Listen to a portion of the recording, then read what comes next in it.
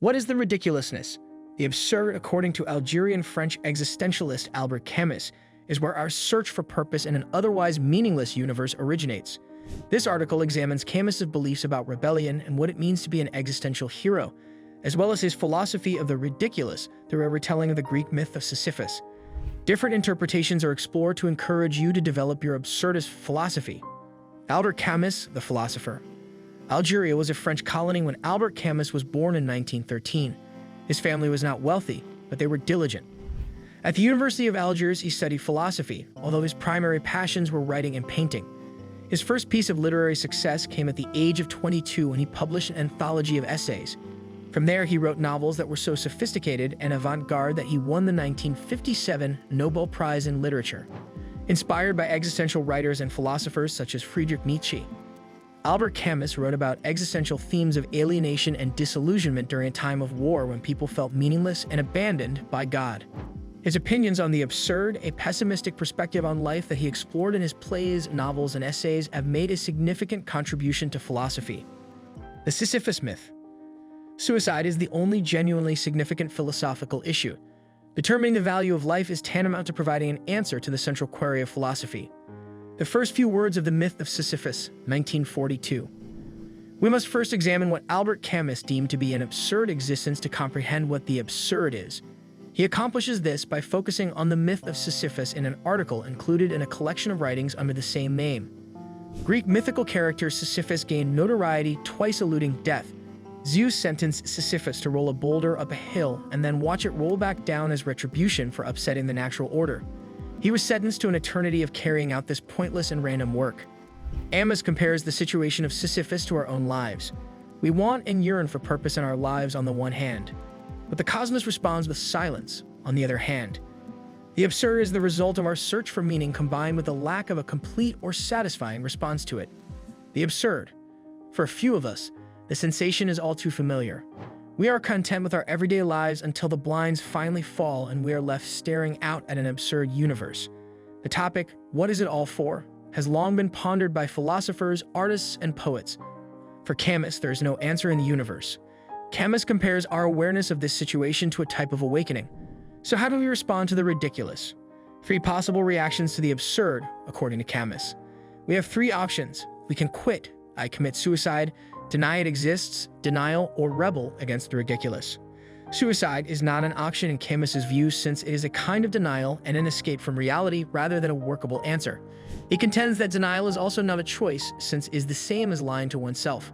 Rebellion is the only real response to the ludicrous, the hero without a status. Camus asserts that the absurd hero and a person who has not yet awakened to the absurd are nearly identical. There might be one ridiculous hero going about their day just like everyone else on any particular bus or tram. The absurd hero is different only in that he or she is aware of the ludicrous and goes about their life despite it. According to Camus, the only proper way to deal with absurdity is to rebel against it and continue to live despite your awareness of it. That is to live on and look for purpose in life even if there is none to be found in the universe. That's what it means to lead an outrageous life. According to Albert Camus, the value of life is derived from this revolt. The purpose of life is to live and to live freely even in the face of absurdity. Living the absurd has taught us that there is no universal standard or perfect ideal by which to judge the worth of anything. Camus encourages quantity rather than quality in our lives because of this. The most we can do is try to find some sort of value in doing things only for the sake of doing them if there is no ultimate ideal from which things might have value. To experience as much as possible is the aim if there is one. Sisyphus finds value in completing his duty even though it has no purpose. Camus claims that one must imagine Sisyphus happy as a result. So passionate. Naturally, not everybody shares Camus' viewpoint. There might be alternative approaches to comprehending and dealing with life's absurdity, even if one accepts it as such.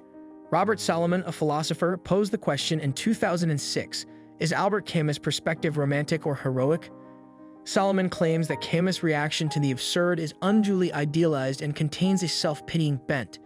Even the terms revolt, defiance, and rebellion, as used by Camus, appear to have an artistic quality to them.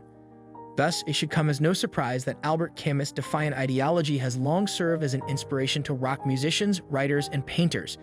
In addition to offering a philosophical perspective on life, it also seeks to inspire hedonism, independence, and revolt.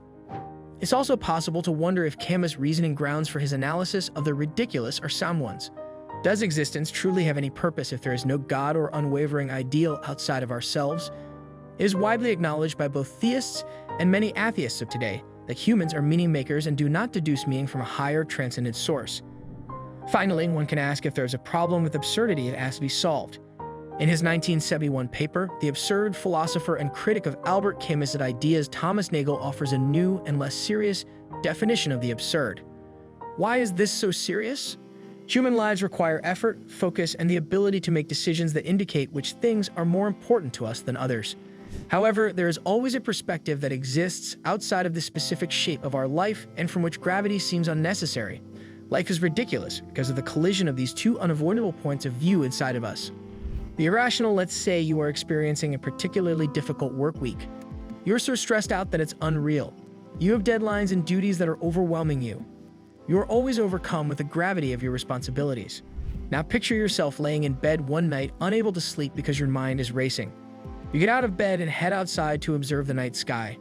You can make out thousands of stars in front of you, giving you a tiny idea of the vast assortment of far-off worlds.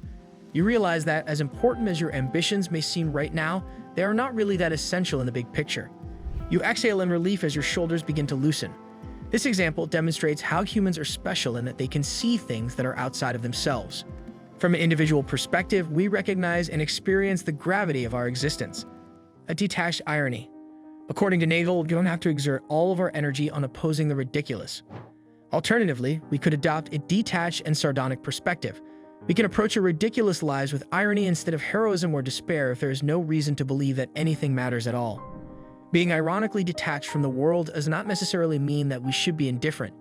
Quite the opposite, we ought to have a purpose in life.